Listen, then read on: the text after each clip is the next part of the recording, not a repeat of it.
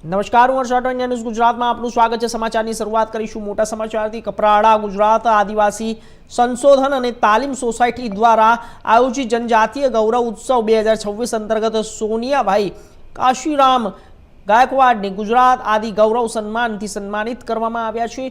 કપરાડા તાલુકાની નીલોશી ગામના વતની સોનિયાભાઈ કાશીરામ ગાયકવાડે માત્ર ધોરણ 4 સુધીનું શિક્ષણ મેળવ્યું હોવા છતાં પોતાના પિતાશ્રી પાસેથી પ્રાપ્ત થયેલ આદિવાસી વનૌષધીય જ્ઞાનને જાળવી રાખીને સમાજ સેવાનું અનોખું ઉદાહરણ પૂરું પાડ્યું છે।